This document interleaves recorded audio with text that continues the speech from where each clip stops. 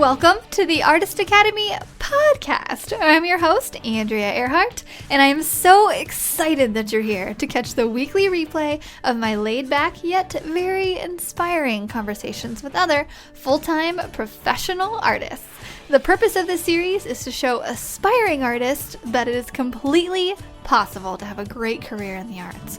And if you ever want to tune in and have your questions answered in real time by myself or featured guests, then just check out the schedule over at facebook.com/groups/Artist Academy every Tuesday to catch us on live. I'll see you there.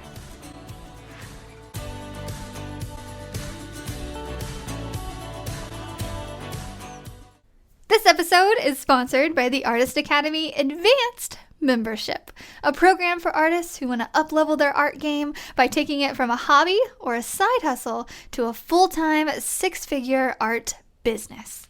With weekly trainings that include step-by-step proven art business techniques, plus painting tutorials from yours truly and other guest artists who are masters in their field, you will be well equipped to learn and grow into the highly skilled and highly profitable artist you know you're meant to be. I've figured out what it takes to build my own six-figure art business, and now my heart is set on teaching aspiring artists like you to do the same. It's not hard, but it does require your time and dedication. So if you're up for the challenge, go to advancedmember.com. That's advancedmember.com to learn more. This week's episode features one of the artists who helped me get my start in the art world, Farley Lewis. Farley is a calligrapher and landscape artist based here in Missouri, and we center most of our conversation around the joys of plein air competitions. He mentions about halfway through the interview that these outdoor competitions are one of the major ways he sells his art, so I had to dive in on him with all the questions. By the way, did you know that plein air is French for outdoors? I Googled it. So now you know, now we all know. And it makes sense, right? Farley mentions that he meets collectors at these plein air events. He talks about how getting the experience has made him a better painter. He gets to mingle with other artists and so many other positive aspects. I hope that if you're someone who is thinking about maybe trying out one of these plein air events, or if you had no idea that this existed, I hope that this inspires and educates you on the subject enough for you to maybe seek out more information on events in your area and sign up for one. As Farley mentions, the first event can be a little intimidating, but like everything else, it gets easier and can be really beneficial to your art career. So let me know what you think about this week's episode with Farley Lewis. How are you? Good. How are you? I'm good. I'm so excited to get to talk to you. It's mostly because you hold a special place in my art history career heart. Because thank you. Yes, because you were there when I first started at Bass Pro, and you helped train me, and it was just like a crazy big scary time, and you helped me a lot. And so I'm so excited to get to catch up with you and everything. So if you just kind of wanted to start out maybe by telling our listeners a little bit about yourself and how you got where you are now and just all of those fun things. Yes. Well, I am really excited to be here with you. And it's been really good to get to know you over these past few years, and doing the Bass Pro work together with you was a lot of fun. Yeah. I started years ago. As I reviewed my story, I thought, oh my goodness, this is going to make me sound so old. But I started back in 1986, got out of college with a fine arts degree, and felt like I really wanted to do fine art as a living. And I was working in some other type of jobs, and kind of looking for a way to make a living at art. And I lost my job in construction. And I did a sign for somebody. I did some mural work for somebody else, and after about a month, I had my bills paid, and I still didn't have a real job. And I was like, this is working for me. So I just kind of kept doing it.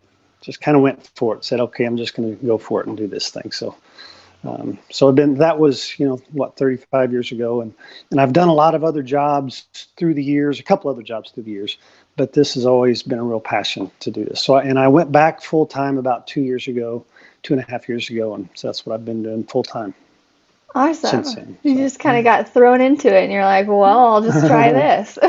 yeah, it's something like that. Awesome. Okay. So So are you doing art full time right now, or do you still I do? am. Okay, yeah. I am. Yep.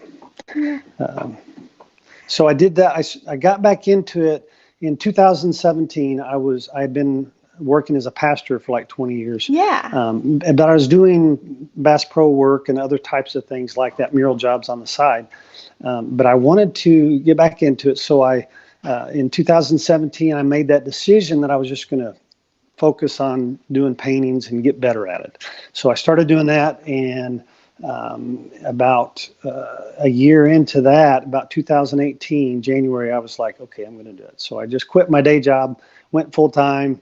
It's kind of scary because we didn't have a lot of income for a few years. They say to make a living as an artist, you have to marry well.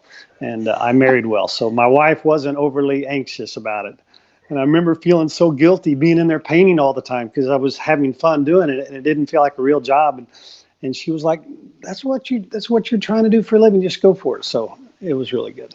Oh, that's awesome. I didn't realize that you just recently went full time. I just kind of, Yeah. all right, were you doing half and half basically when I met you like 5, 6 years ago?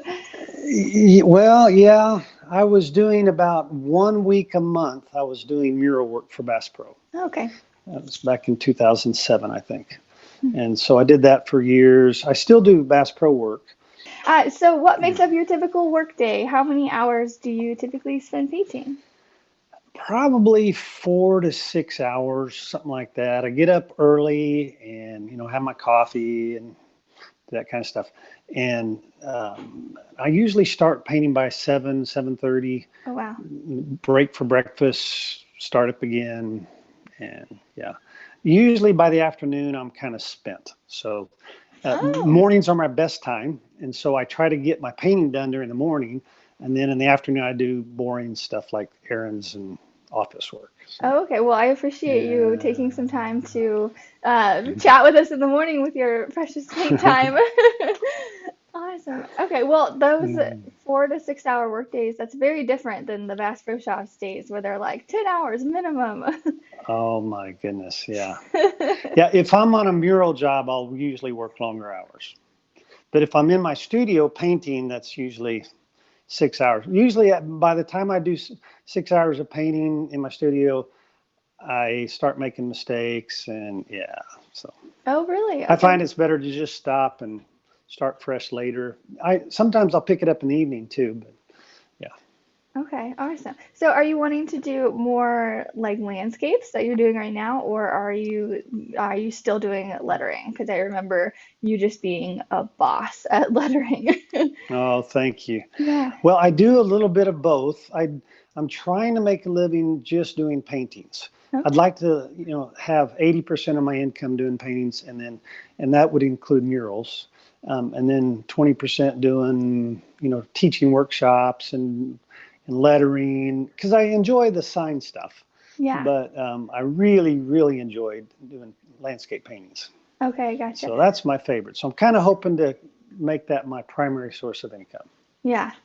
Awesome. I Mm. remember one memory of you specifically when we were starting out at Bass Pro and you were like showing me how to letter and stuff and you would do one word and I would do the other word and I was halfway through my word and I look over and you're like done and I'm like man.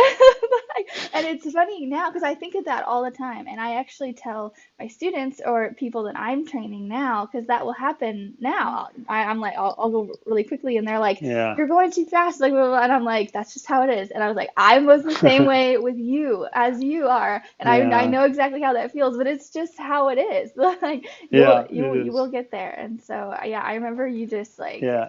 And you're you're doing such good work now. thanks. Yeah. I love the stuff you're doing now. It's just so, so good. Thanks. Likewise. Yeah. I love your when you take photos of your landscapes that are just like beginning, middle, end, and you post them. I'm like, it Uh-huh. just kind of, because I'm not super big on landscapes. I'm like, that's how he did that. Okay. Yeah. Awesome. Okay. So can you talk us through your painting process? Is there any methods or techniques that you picked up? Yeah. Yeah, sure. What I do is I kind of have three goals as I start. My first goal is a good, strong composition. And a strong composition in my mind is something that's easy to read so that if the painting was the size of a postage stamp, you'd still be able to tell what it is. It still Ooh. makes sense in a little bitty square. Um, and it's all unified. If a strong composition tells one story, so I don't want to say too much in one painting. I want to say one primary thing, and so that's another part of that strong composition. The second thing that I look for is I guess my second goal in my painting process is I want to have authentic looking light. So if somebody looks at one of my paintings, I want them to be able to say, oh, that's, the sun's out, or the sun's behind the clouds, or the sun's just now coming up, or it's foggy or rainy or whatever. So that's important to me, that the light looks real and authentic. And to get that look, I have to really pay attention to values and color temperature. I find those are the two biggest things. And then my third goal and my third in the process is I want really clean looking colors. So, and I find that the biggest secret to keeping my colors clean is keeping my palette clean. Because for years my palette was a train wreck and I couldn't keep my colors clean. They got muddy on me. And then I realized that if my palette is a train wreck, my painting is a train wreck. So yeah, so that helped a ton, just keeping my palette clean. So now in a 2 hour or a 2 hour session of painting, I may clean my palette 6, 8, 10 times. But that really, really helps me. Okay, yeah, you definitely. Oh, I sorry, the light is going kind of crazy here. You definitely use light really well. That's Oh, one thing. thanks. Yeah, that's one thing with just looking at your paintings. I'm like, he understands how to paint light really well, and that's something I'm still working on. So whenever you're doing light, is it mostly looking at your reference photo, or is it like, do you have some Yeah, like certain go-to colors with when you paint light? well, first of all, with my reference photos, I understand the limitations of photos, and they exaggerate values so that your dark values go way too dark and your light values go way too light. So while I'm looking at a reference photo, I understand this really dark value is probably not that dark. So it's helpful for me to remember the scene that I photographed and remember the color nuances that I saw when I was actually in that place. And then then I'm using my reference photo as kind of a guideline, but not a rule. And that way, that really helps a lot. And then just getting the values right is super important. They say values do all the work and color gets all the credit. And I really believe that. So if I can just get my values correct, those darks and lights, if I can get that right, and then if I can get the color temperatures right, is it like on a sunny day, you tend to have warm highlights and cool shadows. And on a cloudy day, you tend to have cool highlights and warm shadows. So if I can do that, that really, really helps define the time of day. So, Okay, great tips. Okay, so you yeah. photograph your paintings yourself.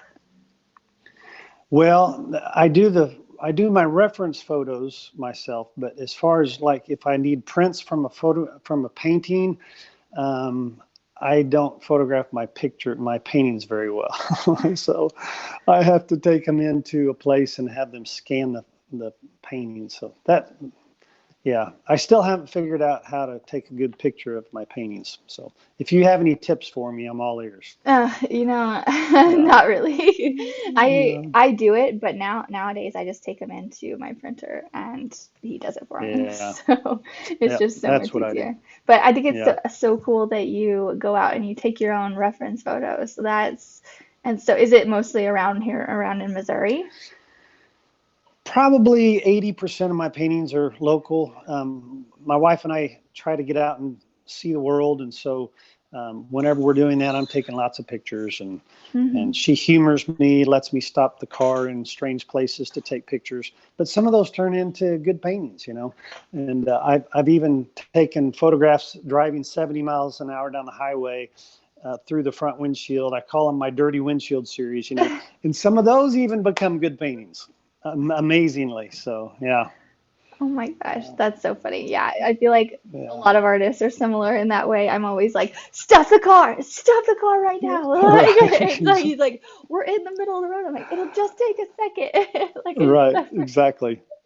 That's so funny.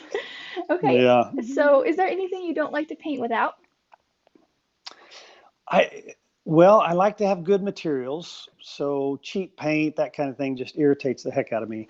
But the main thing I have to have is my confidence.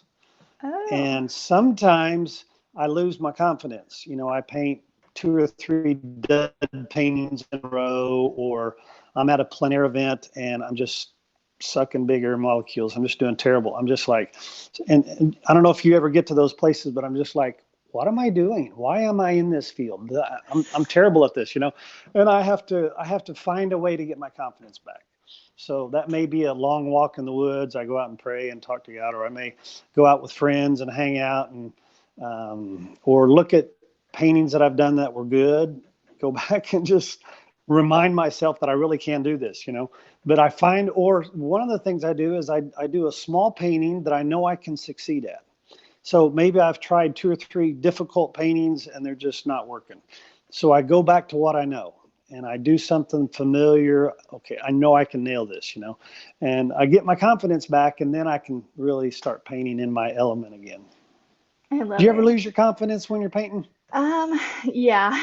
So we worked on one last year that was just a really big landscape, and I can do landscapes kind of like, but mostly it was lettering and wildlife. And so like it was a really Mm-hmm. big landscape, and I was just like, I called Emily and I'm like, I need help. Like it is so, but that was one of the main times, and but not as much now as, but back then, Yeah, definitely, exactly. Yeah, definitely. yeah. So, are there any art lessons you've learned the hard way? Well, years ago, I started doing decals, on vinyl decals. And one of the first ones, I think it was maybe the very first vinyl decal I did, somebody wanted their Corvette airbrushed onto a decal, vinyl decal that he was going to stick on something. And so I bought the vinyl, I airbrushed it, took me forever. I was really proud of it. Well, I got the thing that was about 3 feet long, and I got it all done, and I like barely touched the surface of it, and the paint came right off. And I'm like, oh my goodness, what did I do? And I Oh, realized I painted the entire thing on the back side of the vinyl. So it was like on the wrong side, and the like that thin paper that you throw away, that's what I painted it on. oh, So I know it was disastrous. So I had to do the whole thing over. So the lesson I learned is if you don't know, ask somebody who does know. So yes, I didn't know which side of the vinyl to paint on, and I had to learn the hard way. that's so funny. Yeah. Yeah, So I that's still do that. If I don't know something, I don't hesitate to call somebody. Yeah, that's a great lesson Yeah. too. And Yeah. I'm sure a lot of artists have stuff like that happen. I have a story of that last summer. I was painting a fountain, like a really big water fountain for a client, Hmm. and I was like, I got this. I can just use exterior paint. It'll be fine. And then I did it all beautiful and it was blue and pretty. And then I went in to get a sealer for it, thinking it was just like a mural, and the people at the paint store just kind of laughed at me. They're like, that's not gonna last. You need pool paint, specifically submerged water paint. And I was like, okay. And so Oh, I went no. back to the client, told him, and he was like, it's no big deal. I was like, okay. And then they turned the fountain on, and it bubbled for a month because paint, like normal paint, has like soap in it, and or like a certain kind of chemical to where it's soapy. And he's like, yeah, he called me like 2 weeks later. He's like, it's still bubbling. I'm like, I don't know. So from now on, any kind of surface, I call my paint store. I'm like, hey, can I paint on Yeah. this? Yeah, Sherwin-Williams guys, they're worth their weight in gold. Yeah, Yeah, yeah. Have you yeah. have you ever been to Seminole Decor Center here I have. I love that locally? place. Okay, yeah, they're like my go-to. They're the ones I always call. I'm like, hey guys. Yeah, yeah. Awesome. Okay, so how do you get the majority of your commissions? Is it Instagram? Is it word of mouth? I get a lot through Instagram and Facebook and just people I know. And one of the things that's been helpful for me is I began to do these plein air events. And there's probably people watching that don't know what a plein air event is, but plein air is painting outside, looking at the scene that you're painting. And they have these events all over the U.S. And I started doing those in 2018, and that's been a really good thing. I sell a lot of paintings at those, Oh, won some awards, and it's getting my name out there. So, and I get commission work and sell paintings through that a lot too. okay, great. So how does Yeah. someone search for a plein air event? Well, that's a good question. I started just going online and looking for them because I didn't have a clue, and I found the big one in Missouri is Augusta Plein Air, and they usually do that in April and May, a 10-day event. And this year, because of COVID-19, they shifted it to September. So, Okay. but yeah, that's a really good event. It's been a good event for me, and but yeah, they have them all over. There's probably 250, 300 events all over the United States. And I did my first my first national event in March in Santa Fe, New Mexico. So that was fun. Got to go to Santa Fe and paint that area. Never been there, and it was just really cool. I really had a good time, and I won a few awards, sold several paintings, and so Awesome. anyway, So it's been good. okay, good. Let's talk about this plein air thing. So I've never tried it before, although I've seen Hmm. Susan Watkins does a lot. Do you know her from Bass Pro? And you do them, and so let's just talk about them a little bit. So you find one on Google, right, near you coming up. So you apply. Are they juried mostly, or do they let anybody in, or? The bigger ones are juried. The smaller ones, just about anybody could get in. Um, so, but to get in the ones that you can make better money at, you tend to kind of have to be juried in. Okay. And then, so you said you did a national one. Do you have to qualify for that one? Or, Yeah, okay.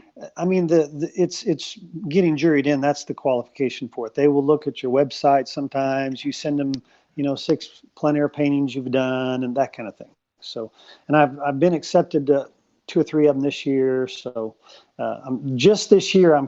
That was my goal this year is to go national, and so that's what I'm doing with the plein air events anyway. Oh, so So fun. it's exciting, but it's intimidating too because several of the people that I really respect in the plein air world are the people that I'm going to be competing with in these coming months.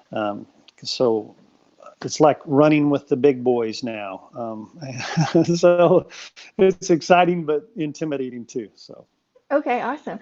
Do you have your own like easel setup and stuff when you go to these things, like a very lightweight thing you carry, or? I do. Okay. Yeah, I wish it was more lightweight because I lug it around, and if I have to walk a half mile, I'm feeling it. Yeah. But yeah, it's a good setup. My friend Tim Bro actually designed the easel, and he builds those things, and he's an excellent painter, good plein air painter. One of the first guys I met in the plein air world. So we still paint together once in a while, and yeah. So he makes your easel, is that what you said? Uh-huh. Yeah, he actually Oh, wow. designed and built the easel. So yeah, it's pretty cool. Wow. In fact, it's behind me. That easel that you see right here, that's Yeah. it. Yeah. Very cool. Okay, So so yeah. you have your painting right there. So do you usually work pretty small when you're at, I mean, small as in compared to like giant murals, but like maybe like Right. a 10 by 14-ish? Exactly. Okay. Yeah, that's about my favorite size, 11 by 14. When I'm outside painting, that's a good size. I'll go all the way up to a 16 by 20 outside, but that's a pretty big outside painting. Some people do enormous outdoor paintings and plein air paintings. I'm not there yet, so I prefer doing them a little bit smaller. I did one 2 days ago that was a 9 by 12, and that's kind of a nice, fun size. Ah, Um, So you look Yeah, for those. a long painting, like a landscape. Yeah, yeah. I do 8x16s, 12x24s, those kind of stuff. I've done those outside.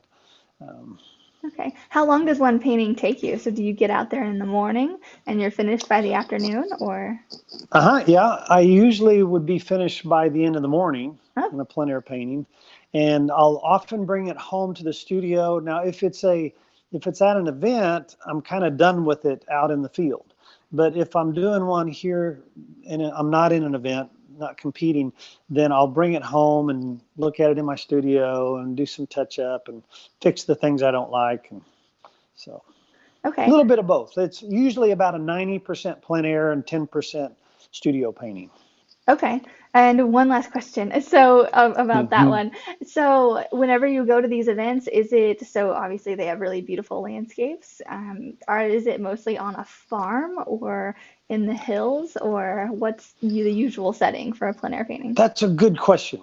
Okay, like we'll use Augusta plein air as an example. It's up in wine country, up in near St. Louis, Missouri, and so they'll do a lot of the daily events. Each day they'll have one or two daily events, and one of the daily events will be usually at a winery. So it's in beautiful setting, seating areas, lots of people around, tables with umbrellas, vineyards, hills, farms, all of that kind of thing.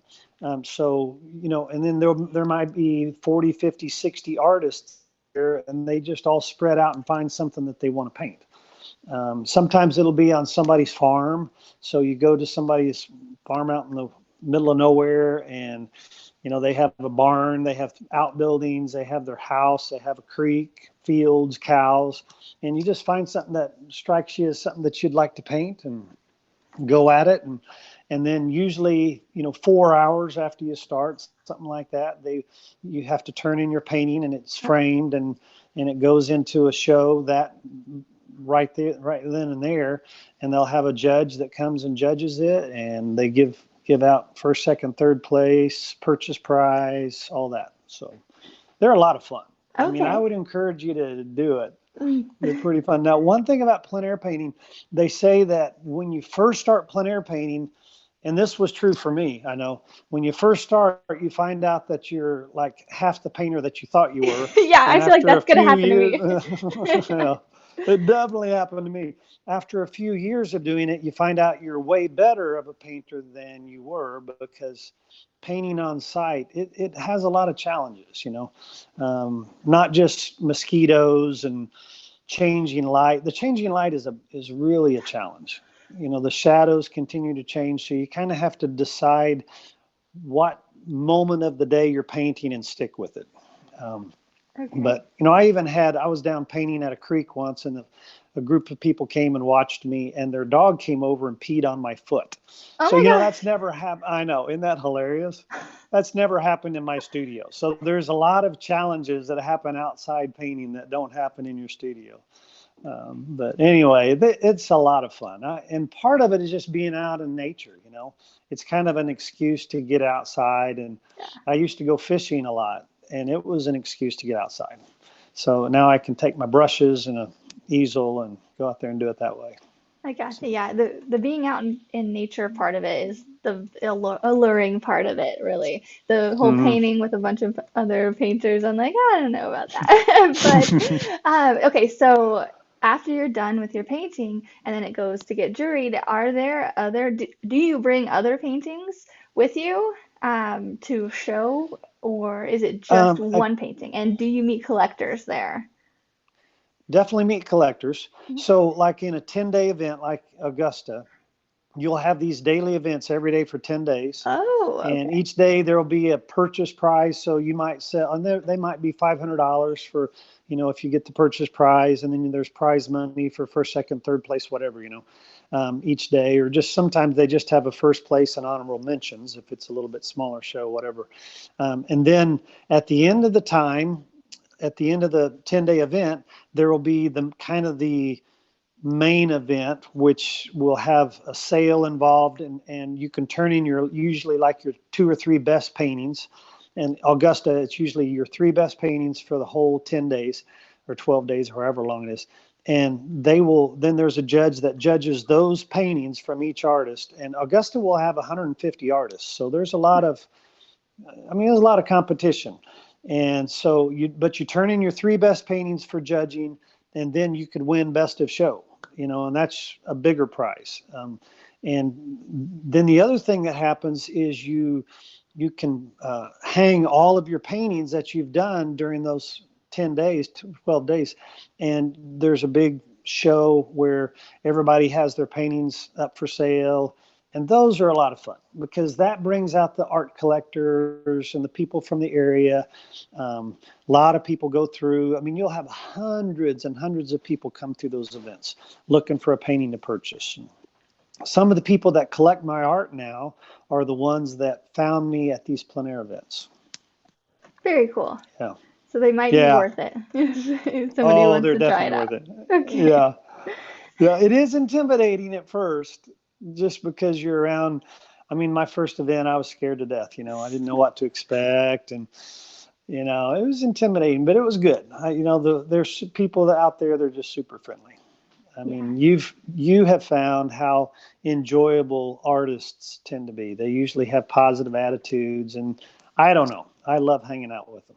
Okay, yeah, because everybody's in the same boat, Right. Okay. What are your future art plans and goals? What are you working on right now? What's in the works? What's going on? Well, I want to do more online, like teaching, training videos, things like that. I have this friend that's just killing it in that field. Her name is Andrea. And yeah. Anyway, you're doing so good at that. You're like my hero.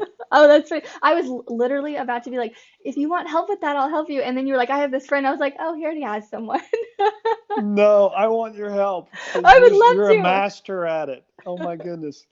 Yeah. I would absolutely love to. Also, let's talk a little bit about it because I would love to help you video something and help you edit it and all that, and then maybe, that'd be great. Yeah, okay, great. Yeah. Well, and I also want to do workshops in really cool places. Okay. Like I used to live in South Africa. My family and I were missionaries there, and it's an absolutely gorgeous country. And I'd love to take a group on a plein air trip to South Africa and paint the countryside, maybe set up in a game reserve. We can't do it in a place where, there's lions, but somewhere safe that we could all set up and paint. And I think that'd be so much fun. So it would be like a vacation for people, a retreat, time away, but also they could learn to do better paintings. Yeah. So that's another goal I have. And then I also want to do creativity conferences. And one of the places I really want to do that is like Haiti. Port-au-Prince. I've been in Port-au-Prince a time or two, and a lot of artists in the area. But I'd love to be able to do something for them, offer free workshops, do talks on how to paint, how to develop your creativity. I'd love to do something like that. That's awesome. I love that you're adding travel into it as well. Yeah, and you love to travel. Yeah. I like that. Yeah, I just started recently to like everywhere I travel, I'm like, I need to paint in these places. And so I love that you're doing that as well. That's so have you been awesome. doing that? Have you been painting in the places that you go? Well, so we'll usually send out a couple emails, or we'll just walk up to a school or a business and we'll be like, hey, can we paint some butterfly wings for you? And that's usually how that goes. So we'll like in Thailand, we tried to send them a proposal, and when we got there, we realized why they never responded because it was just not a computer oriented place. But it just kind of depends on the place. But every place, I'm like, I want to find a place to paint here, whether it's at a school or business or something. So that's so cool. My newest thing, yeah. So I saw you painting. I saw you painting on your cruise in Alaska, I guess, that area. Oh, or you were drawing Antarctica, yeah. Oh, okay. Wow. Yeah, I know.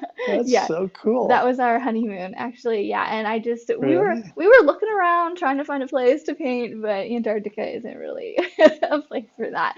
So I was like, dang it. So I just brought some colored pencils and was creating in the free time. Oh, cool. Yeah. Yeah. So I have one more question for you, then I will let you go. Is there any advice that you would want to give artists who want to make art their full-time career but don't know where to start? That's a great question, Andrea. Um, I heard somebody say this, and I thought this was really good advice. They said two things if you want to become a full-time artist. Number one, get good. Number two, get out there. Ooh, I like And that. so I thought, okay, that's kind of what I did. Not that I don't I don't You are think I'm good. the world's greatest. Oh, thank you. Yeah, I'm just gonna But stop you. yeah, but I set out in 2017 to get good, and I practiced and I took workshops, and years ago I wanted to get good at murals, so I knew the guy who started Stained Glass Theater, a local theater, and they needed sets painted for it. So I was like, I can do that. So I volunteered to do those for free. Well, I ended up doing sets for Stained Glass Theater for 10 years. And it was invaluable learning how to paint murals. It helped train me to work big. So anything that you can do to improve your skills, because I find that it's way easier for me to sell a really good painting than a mediocre painting. So it's like some of the best marketing advice is get better at what you do. So that's what I've been trying to do. Still working on it. But the second thing is to get out there. As you get better, you need to let people know you're around. And so about 2.5 years ago, I joined Fresh Gallery here in Springfield, and I'm actually leading the gallery now. So that's kind Oh, of fun. yeah. Yeah. But it helped get my name out there because really not very many people knew who I was as an artist. But when I joined Fresh Gallery, all these people coming through, seeing my work, and now I have work in Hawthorne Gallery as well and a few other places around.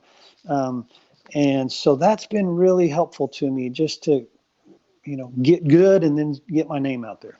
And one more thing about getting out there is I find if I go out and paint in public, it's really helpful because then they see me, they come up and talk to me, and I love to talk to people while I'm painting. It's just fun. So that's helped too, just being out in public painting.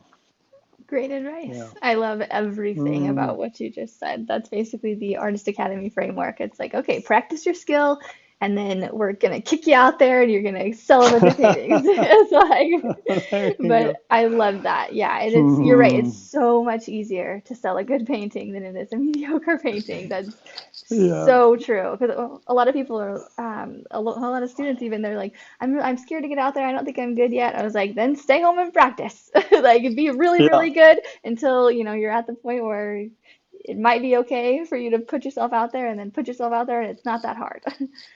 Yeah. Yeah. Okay. Well, I have really enjoyed getting to talk to you. It's been a while. It's been too long. And so let's get together and chat about doing some online classes and stuff. I would love That would to be do that. great. I would so appreciate your help. Yeah, sure. I would, yeah, I would appreciate your So, instruction on how to paint light as well. So maybe we can work a little deal in there. So, okay. Well, I all hope you right. enjoy your Tuesday and thanks so much Oh, again. thank you. Hey, thanks for having me on. I really Yeah. appreciate it. Oh, yeah, That's no good. problem. I'm This happy has to been talk to you. fun. Yeah. Yeah. All right. Talk to you later. Bye. Okay, see ya.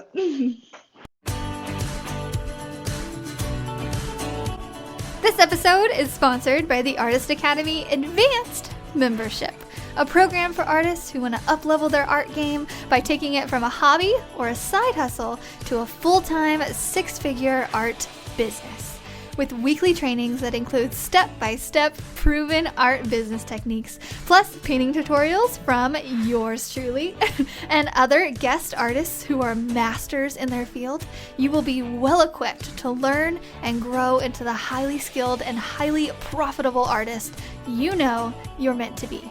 I've figured out what it takes to build my own six-figure art business, and now my heart is set on teaching aspiring artists like you to do the same. It's not hard, but it does require your time and dedication. So, if you're up for the challenge, go to advancedmember.com. That's advancedmember.com to learn more. If you've enjoyed this episode, don't forget to subscribe to the podcast and leave a review. If you review our podcast and send a screenshot of that review to me on Instagram, I am at @ArtByAndreaEarhart. I will then promote your art on my story and tag you as a little thank you for helping me grow this podcast and our Artist Academy community. I have a reach of over 50,000 on Instagram, so this is a little help me to help you incentive. Also, if you ever want your questions answered in real time by myself or featured guests, then just hop on over to facebook.com/groups/Artist Academy to check out the schedule every Tuesday to catch us on live. I'll see you next week.